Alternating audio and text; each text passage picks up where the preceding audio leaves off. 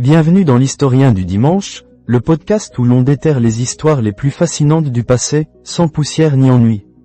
Aujourd'hui, on va parler d'un dieu un peu particulier.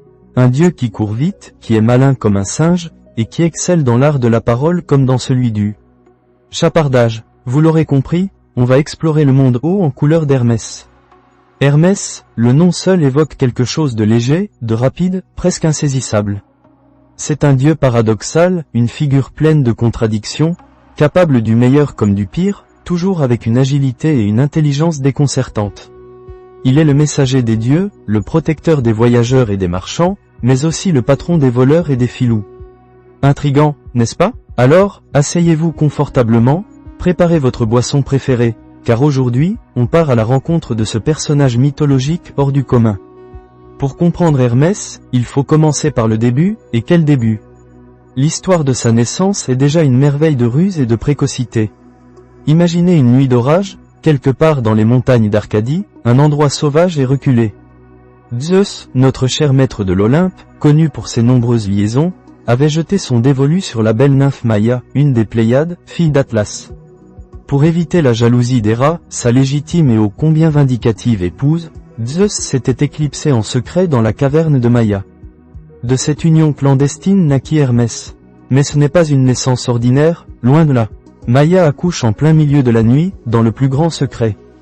Et figurez-vous que le petit Hermès, à peine né, est déjà un petit malin. À l'aube, alors que sa mère dort encore, le nouveau-né se hisse hors de son berceau, ni une ni deux, et part explorer le monde. Un nourrisson qui rampe hors de sa grotte pour ses premières escapades, c'est déjà prodigieux. Et là, commence la première de ses célèbres frasques. En chemin, il croise une tortue. Au lieu de la laisser tranquille, notre petit génie, avec une curiosité et une ingéniosité folles, la capture. Il vide sa carapace, y tend des cordes faites d'intestins de bœuf, ne me demandez pas où il a trouvé des bœufs si vite, et crée la lyre. Cet instrument merveilleux, qui deviendra l'emblème des arts et de la musique, a été inventé par un bébé de quelques heures.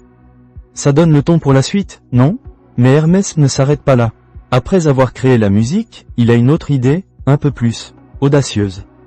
Il décide d'aller voler le troupeau sacré de son demi-frère, le dieu Apollon. Apollon, rappelons-le, est le dieu du soleil, de la musique, des arts, mais aussi de la divination. Un dieu impressionnant, et ses 50 vaches sont sous bonne garde. Mais pas pour Hermès. Avec une malice incroyable, le bambin dérobe les bêtes, puis, pour brouiller les pistes, il leur attache des branchages aux sabots et les fait marcher. À reculons. Une astuce qui ferait pâlir d'envie n'importe quel détective. Puis, il les cache dans une grotte, tue 2 d'entre elles pour un sacrifice aux 12 dieux. Oui, il se compte parmi les dieux, même s'il n'est qu'un nourrisson, et retourne tranquillement à son berceau avant que sa mère ne se réveille, l'air le plus innocent du monde. Quel phénomène! Bien sûr, Apollon ne tarde pas à s'apercevoir du vol. Furieux, il utilise ses pouvoirs de divination pour retrouver le coupable. Et là, surprise, il trouve le petit Hermès, sagement blotti dans son berceau, enveloppé dans ses langes. Apollon, incrédule, accuse le bébé. Hermès, d'une voix à peine audible, nie tout en bloc, jurant n'être qu'un pauvre nourrisson incapable de tant de méfaits. Mais Apollon n'est pas dupe. L'affaire est portée devant Zeus. Notre roi des dieux, amusé par l'audace de son fils, mais conscient de la fureur d'Apollon, ordonne à Hermès de restituer les vaches. C'est là que l'ingéniosité d'Hermès brille de nouveau. Pour apaiser la colère d'Apollon, il sort sa lyre et commence à en jouer. Les mélodies sont si enchanteresses qu'Apollon, dieu des arts, est instantanément conquis. Il offre les 50 vaches à Hermès en échange de l'instrument. Puis, charmé par le petit dieu, il lui fait un autre cadeau, le caducée. Ce bâton entouré de 2 serpents entrelacés, souvent ailés, deviendra l'attribut le plus célèbre d'Hermès, symbole de la paix et de la médiation.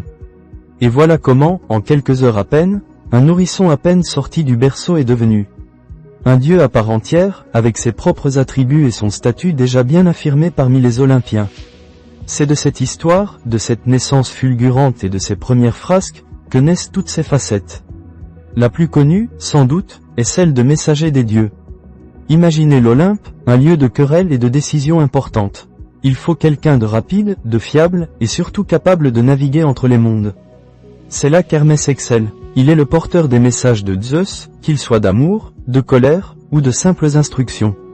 Chaussé de ses sandales ailées, les fameux astérisques Talaria, et coiffé de son chapeau de voyageur, le astérisque Pétase, lui aussi souvent ailé, Hermès virevolte entre l'Olympe, la terre et même les enfers. Il est le lien, l'intermédiaire, le communicateur par excellence.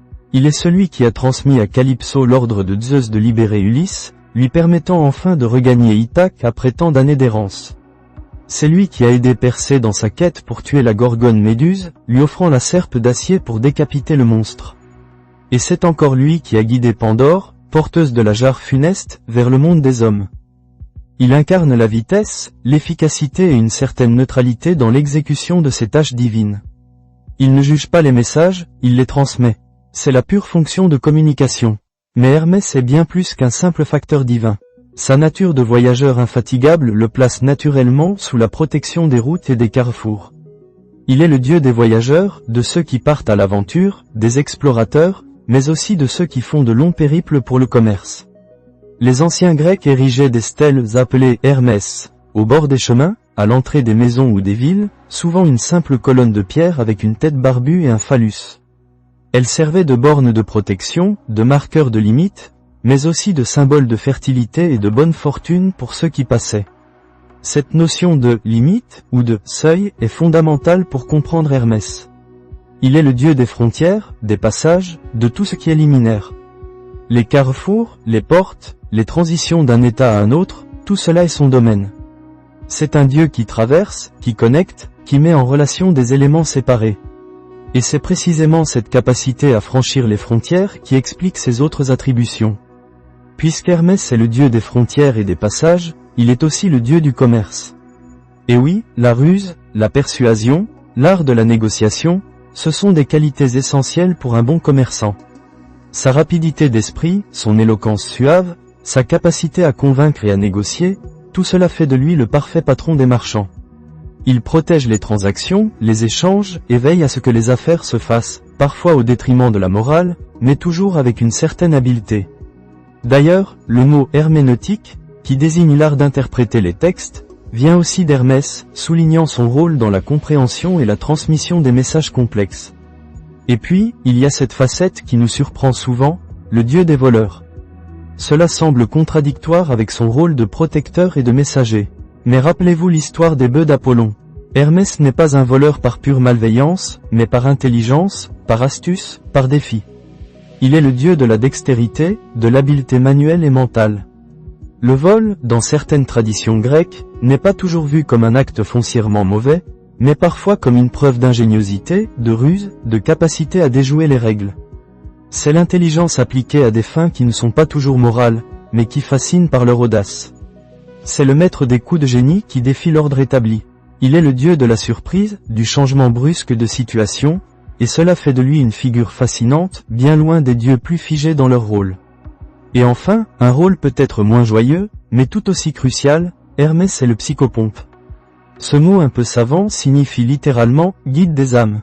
C'est lui qui accompagne les âmes des défunts de la terre vers les enfers, le royaume d'Hadès. Encore une fois, on retrouve cette idée de passage, de traversée d'une frontière, cette fois-ci entre la vie et la mort. Il ne juge pas les âmes, il les guide. Il est le passeur, celui qui connaît tous les chemins, même les plus sombres, et assure la transition en douceur, ou du moins, le chemin vers le lieu de repos final. Ce rôle contraste avec l'image du jeune dieu espiègle, mais il souligne encore une fois sa polyvalence et son importance fondamentale dans le panthéon grec. Alors, récapitulons les symboles d'Hermès. Le caducée, ce bâton aux deux serpents entrelacés, parfois ailés, représente la paix, la négociation, et est devenu par erreur le symbole de la médecine, qui devrait plutôt être le bâton d'Asclépios, avec un seul serpent. Les astérisques Talaria, ces sandales ailées, symbolisent sa rapidité légendaire. Le astérisque Pétase, son chapeau de voyageur, souvent ailé lui aussi, le désigne comme le dieu des chemins et des voyages. Et enfin, la lyre, son invention, rappelle son lien avec la musique et les arts, même si ce n'est pas son domaine principal. Hermès est un dieu qui nous parle encore aujourd'hui. Il est l'archétype du trickster, le rusé, le malin, que l'on retrouve dans tant de cultures et de récits. C'est le personnage qui vient bousculer l'ordre établi, qui apporte le chaos pour mieux le réorganiser, qui défie les autorités par son intelligence. On le retrouve dans la psychologie, comme un aspect de notre propre esprit qui aime transgresser les règles, explorer les limites, communiquer avec astuce. Dans le monde moderne, son nom perdure. La célèbre marque de luxe, Hermès, a choisi ce dieu voyageur comme emblème, peut-être pour l'idée de voyage, d'élégance du mouvement, et de savoir-faire. Et même si nous n'érigeons plus de stèle à son effigie, l'idée du messager, du communicateur infatigable, reste plus pertinente que jamais à l'ère d'Internet et des réseaux sociaux. En fin de compte, Hermès est un dieu d'une complexité fascinante. Il est le paradoxe incarné, voleur et protecteur, messager et guide des morts, espiègle et grave. Il nous rappelle que la vie est faite de ces contradictions, de ces passages d'un état à un autre. Il incarne l'ingéniosité, la curiosité, la capacité à s'adapter et à communiquer, des qualités qui, malgré les milliers d'années qui nous séparent des anciens Grecs, demeurent profondément humaines. C'est tout pour cette semaine dans l'Historien du dimanche. J'espère que cette plongée dans le mythe d'Hermès vous a captivé autant qu'il me passionne. N'hésitez pas à partager cet épisode, à laisser un commentaire, et à nous donner vos propres réflexions sur ce dieu si particulier. Je vous donne rendez-vous la semaine prochaine pour une nouvelle aventure historique. D'ici là, restez curieux, restez éveillés, et gardez l'esprit vif. Un peu comme Hermès. À très bientôt.